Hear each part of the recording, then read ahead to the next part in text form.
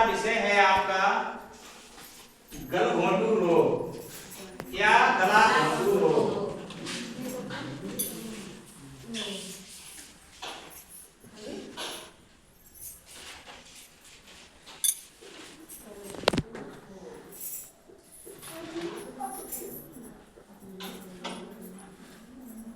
गलघोंटू रोग के लक्षण क्या है? सबसे पहले हम आपको ये जानकारी देना चाहते हैं कि आपको ये जानना चाहिए कि गलघोंटू क्या है। गलघोंटू में क्या होता है, पशुओं के गले में सूजन आ जाती है।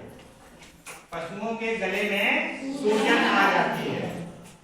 और क्या होता है, जब पशु श्वास लेता है तो गले से उसके सीटी जैसी आवाज निकलती है या घुर्र घुर्र की आवाज करता है।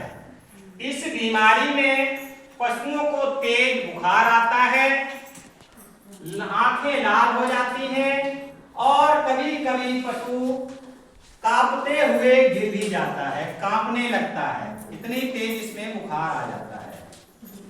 ये एक जानलेवा बीमारी है। ये इसमें मृत्यु की संख्या जो है पशुओं की बहुत ज्यादा होती है।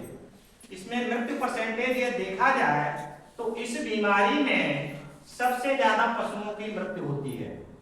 यदि आपने प्रथम पहली ही स्टेज पर यदि ये जानकारी नहीं कर पाई कि मेरे पशु को गलघोंटू है या गला घोंटू है, 2 से 3 दिन के अंदर ही इसमें पशु की मृत्यु हो जाती है। हमें यहाँ पर ये बहुत जरूरी जानना होगा कि हमारे पशुओं को कौन सी बीमारी है। यहाँ आकर के आपको सिर्फ और सिर्फ यही जानकारी दी जाएगी कि आपको अपने पशुओं की देखरेख कैसे की जाए। यदि आप पशुओं की देखरेख कर लेते हैं तो यदि कोई भी बीमारी आती है तो उसकी आपको जानकारी हो जाती है और उसका इलाज करा सकते हैं। इस बीमारी के लिए यदि ऐसे लक्षण दिख रहे हैं तो आप सबसे पहले क्या करेंगे, तुरंत ही डॉक्टर को बुला करके पशु डॉक्टर से संपर्क करके उसका उपचार शुरू करवाएंगे। दूसरा, बचाव के लिए इसका मुख्य एक काम करना है आपको कि जैसे ही बरसात आने से पहले अपने पशुओं का टीकाकरण बहुत जरूरी कराना है। टीकाकरण कौन सा कराना है? गलघोंटू का। गलघोंटू का टीकाकरण कराना बहुत आवश्यक है। इसके बाद आपको पुनः 6 माह बाद फिर टीकाकरण कराना है। आपको एक बात याद रखनी है कि ऐसे पशुओं में टीकाकरण नहीं कराना है जो पशु पहले से बीमार हैं। पहले उनका इलाज कराएंगे, इलाज कराने के बाद जब वो स्वस्थ हो जाए तब उसमें टीकाकरण कराते हैं।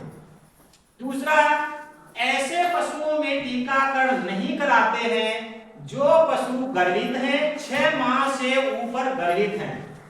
ऐसे पशुओं में टीकाकरण नहीं कराते हैं क्योंकि क्या होता है, कभी कभी पशुओं में गर्भपात भी हो सकता है।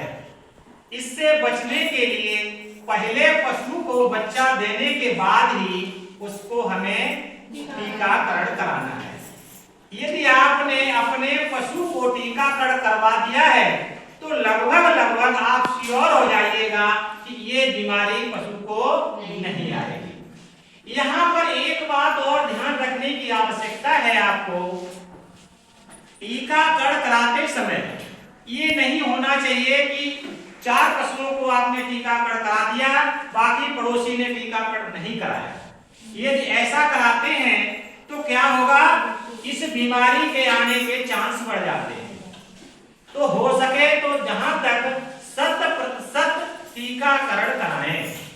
यदि 100% टीकाकरण हो जाएगा तो ये बीमारी नहीं आएगी। इस प्रकार से गला घोंटू रोग से बचा जा सकता है।